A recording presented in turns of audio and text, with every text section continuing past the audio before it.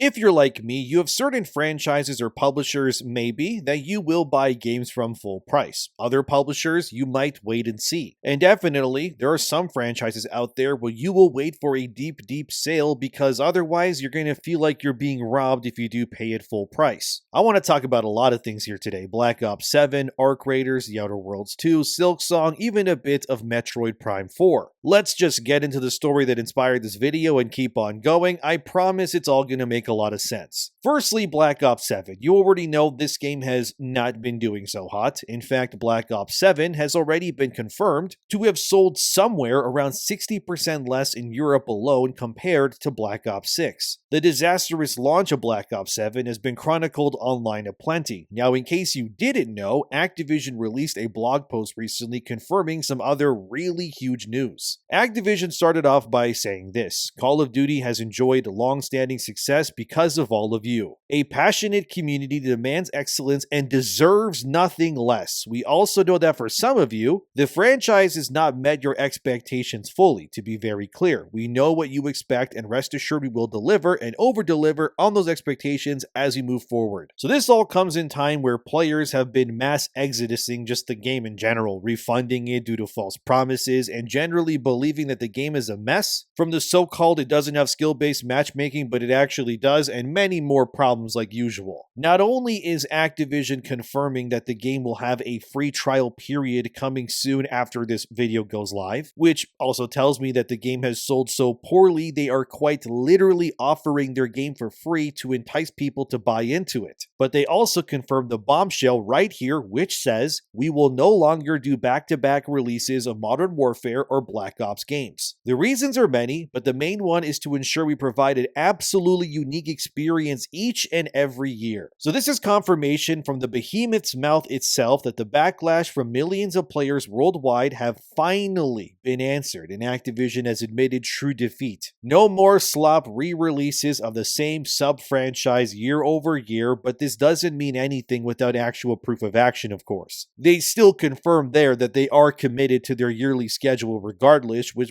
this does not fill me with confidence at all. Considering that Call of Duty, let's be real, as a monolith is kind of everything we don't really need more of in gaming right now. And also, if you want more content on games without the corporate slop, consider subscribing, liking the video and all that, thank you. But to be honest, I haven't even really been playing Black Ops 7 much at all since reviewing it. I'm still level 30 something online in Black Ops 7, I guess. Haven't even checked out the Season 1 update because frankly, I could care less. The yearly model of these games just makes me not really care much at all for really any of it. Everything just feels disposable. And while sure they are not going to be doing, I guess, Black Ops 8 and 9 in sequence every year ever again, it still doesn't change the fact that these developers are going to be strained no matter what to make content for these games in the future either way. The reason why I started this video with Black Ops 7 is pretty simple. It's because times, they are a-changing, fellas. And people are not willing to buy just anything like they used to anymore, but why is that? That's the core of the video. Why aren't people buying the latest Call of Duty slop every year? It's like Call of Duty. What do you mean they're buying and playing cheaper games like Arc Raiders instead of, at alarming rates? Why aren't people just buying more games in general? Could it finally be that the industry is changing, that habits and consumer behavior are also shifting, and maybe, just maybe, are no longer people really as inclined to buy these expensive $70 to even $80 games anymore at release? Let's pivot for a second to Metroid Prime 4 for a bit now. This game has been getting blasted as well by fans all over for being basically Halo 343 slop pretty much with chatty NPCs, the exact antithesis of what players really wanted in a new Metroid game. In terms of sales, we don't really have much info since Nintendo is very secretive with their numbers since, in case you don't know, Nintendo has actually opted out of any formal listing of sales numbers. They actually left behind Circana many years ago. This is why Circana never reports on them, which makes tracking game sales even trickier. Christopher Dring of thegamebusiness.com at least had some info on Prime 4, and here's what he said. He reported that sales of Prime 4 were down about 15% in physical, at least within the UK when compared to Metroid Dread. This, I know, isn't the best example of Prime 4 sales numbers, but like I said, this being Nintendo, it's about the best success we've got right now. The point either way is that largely speaking, people are still not buying these newer games as much as they used to. Or I should probably rephrase that. People are not buying games at full price, is the real problem here. Sure, there's outliers, your Battlefield 6s or your Claire Obscures, but largely speaking, players are really opting out of buying things they want. Instead, they are waiting months, if not years, for plenty of discounts instead. Which can only be seen as disastrous when you just pumped millions of dollars into your product with years of work only to be met with, nah,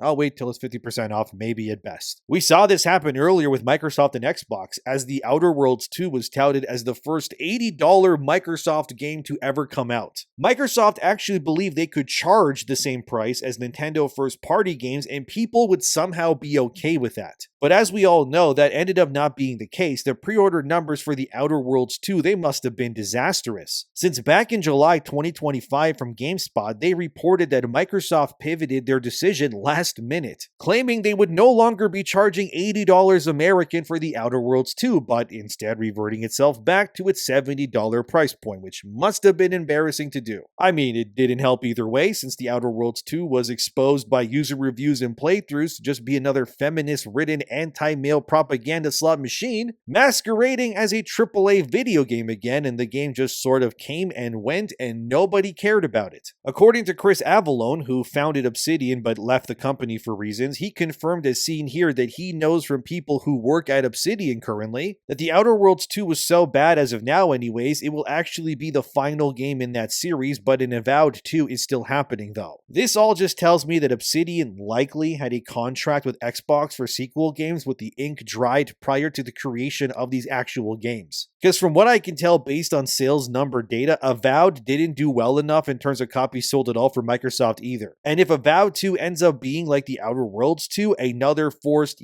feminist adventure where all the men are evil and women are always in charge of everything and they're the bestest ever, I really doubt Avowed will exist for much longer either way unless massive changes are underway over at Obsidian to, rectify those problems. Regardless, the same story just keeps repeating itself here, which is that the games that are coming out of Western studios, especially for the most part, they are not selling to the pedigree of their previous offerings, and that's just the truth. One of the only games that still keeps growing week after week is Arc Raiders. The extraction shooter breakout hit has been such a success, it completely eclipsed Call of Duty even this year. If we look at Arc Raiders player counts on Steam alone, it's still very healthy as you can see, especially considering the competition around it. How did Arc Raiders do so well when Call of Duty, The Outer Worlds, and so many other games have failed? I think it's not really a fluke. It's actually because Arc Raiders, whether you want to admit it or not, is the future of AAA game development. What I mean is that it's becoming increasingly clear that the best performing games of this year, with Battlefield 6 being that unicorn AAA title that did explode in sales, but for the most part, the best-selling games have been AA or indie titles instead. Arc Raiders was not full price. It was $50 Canadian at release. Despite that, it has garnered the sort of audience any live service game would really fight for, because so many are still continuing to play it day in and day out. They even have a new winter update that's coming soon as well. It's called Cold Snap,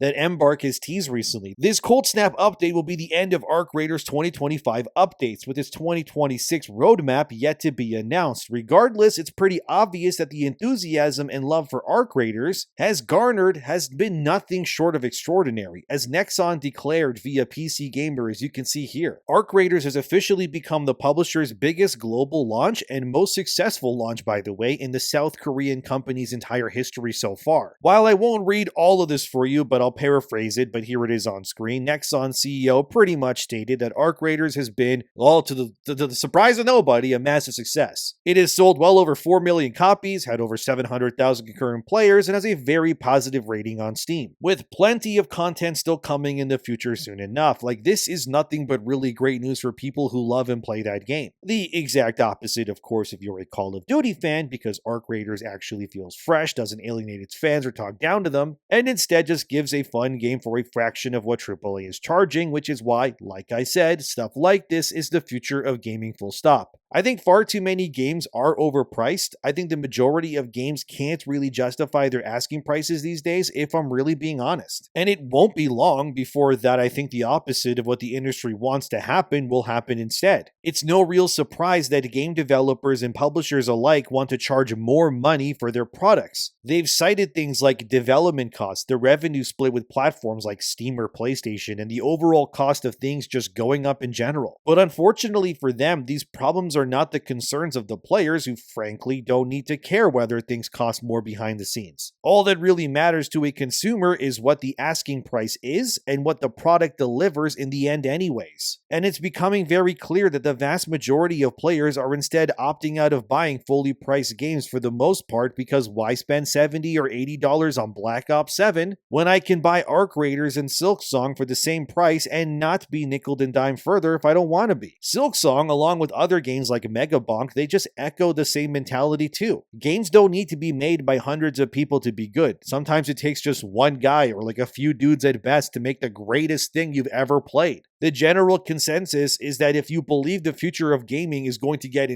bigger in terms of team sizes and budgets, you would be wrong actually. The reality is that the games that are doing the best, selling great, and having longer sustainability are more often than not the games that also don't cost full price. For everything that Battlefield 6 does well, which is a lot mind you, it's a good game, it's still a fully priced premium product in the end. Sure, Battlefield 6 sold like hotcakes at release, but its sustaining longevity will come down to future roadmaps, of course, but this is key, also reducing its asking price. While yes, Battlefield is not in the same camp as Call of Duty in terms of apathy these days, actually the opposite, it would still be in EA's best interest to lower the barrier for entry into Battlefield 6 before long, because either way, these games need players to keep being profitable and, keep them lively, and the longer you try to hold on to that $70 American price point for your game as a real barrier to entry, the worse it's going to reflect on your game in its lifespan, especially when that honeymoon period is over. But as Games Radar reported here, the median price of best-selling new games on Steam has dropped in the past 2 years, research is finding. So this report is being referenced from Game Discover Co., which claims in their report on researching customer behaviors that the median price of the best-selling games on Steam for the past 2 years has actually dropped by a staggering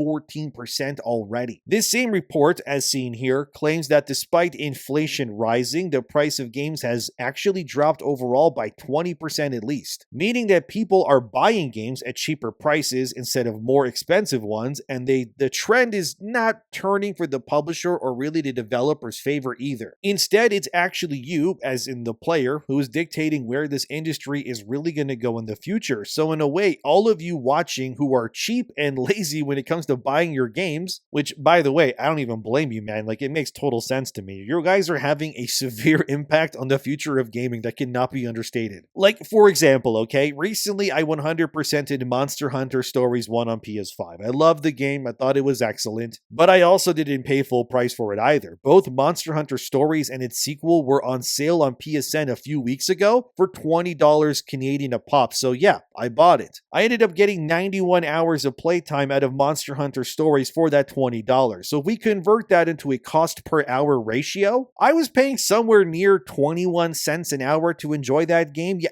an absurd amount of value, we can all agree on that one. And I'll be perfectly honest, without knowing if I would have liked the game or not firsthand, I would not have bought either Monster Hunter Stories game if they were full price. But since they were both $20 a pop, yeah, I'll hit purchase and download them, because why not? It's cheap, and that's the point. Even I'm being a cheapskate myself, I admit, and I don't feel bad 1 second for it either. I bought plenty of games on cheap during the recent holiday sales too. I got Raiden Remastered for like $30 or something instead of $60. I bought Shin Megami Tensei 5 Vengeance for like $28 I think instead of $70. Metaphor Refantasio was like $40 down from $70 as well recently too. Now look at me, right? I'm all set to play some good old-fashioned JRPGs in my future. I even snagged the Persona 3 Reload bundle with its DLC expansion for like half the price of the base game when it first came out recently too. Like, yeah, it genuinely pays and benefits you to objectively be a cheaper gamer these days, regardless of whatever platform you play on. If I bought all of these games I mentioned at full price, I would have spent hundreds of dollars. Instead, I spent maybe not even $150 top for like what, 5 or 6 games in total? And by the way, all these games came out in like the last year or two on PS5 alone. Like, it's absurd. So I'm inclined to believe that this report that players are overwhelmingly just waiting to buy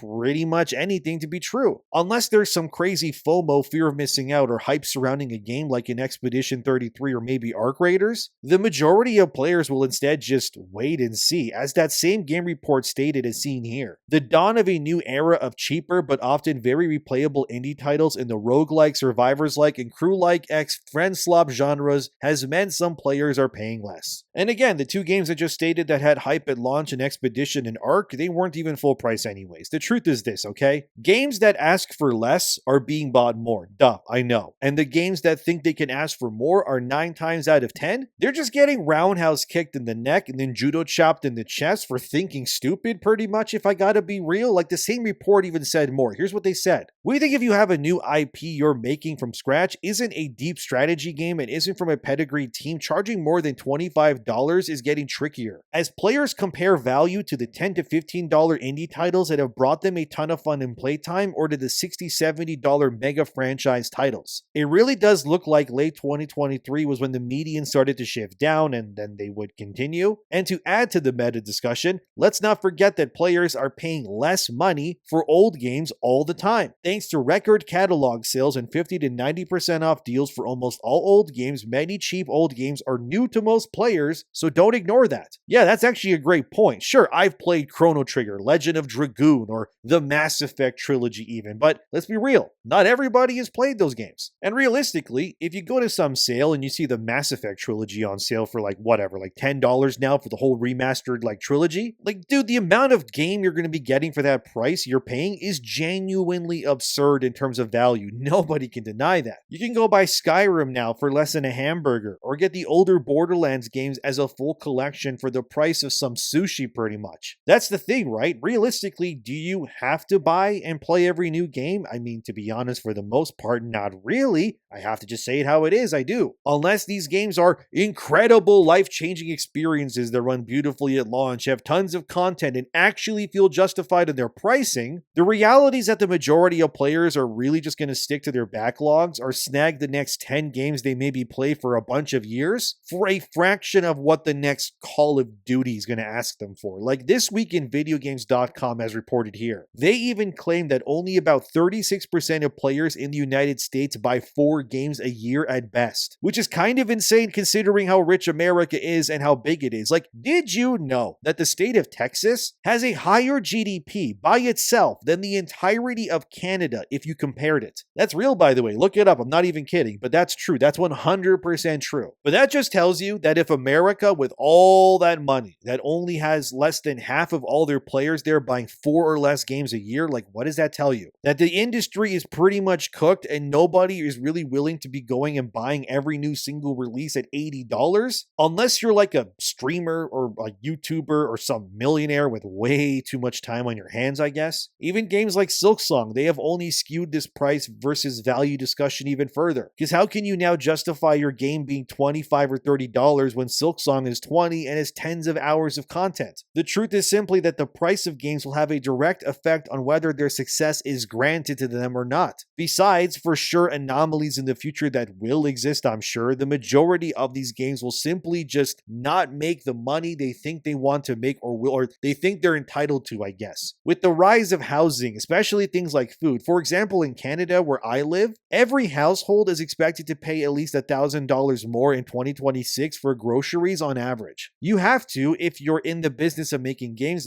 come to the realization that your competition is not Call of Duty or or Silksong or Arc Raiders anymore. Your real competition now is eggs, toilet paper, baby food, rent, gasoline now even. And these game companies need to come to terms with the times that yes, they do need to pivot. They need to offer cheaper, more affordable experiences in the future. Look, okay, as much as I love video games, which is pretty obvious, some of these games are charging prices I frankly just don't really see as sustainable. Companies like Square Enix especially, they need to have a really hard conversation with their investors and start being honest with themselves and start dropping the price of their games that are new, because $80 Canadian for every new JRPG game they make is just not realistic these days. But circling this all the way back to where this video first began with Black Ops 7, it's become very true that if even the most slop-infested autopilot purchase franchise in history with Call of Duty is now struggling, that trickle-down effect will now only worsen and not get better for other games that are asking equal prices. Let me repeat that, okay? If Call of Duty is struggling in this economy, do not think for a second that other games won't be struggling too.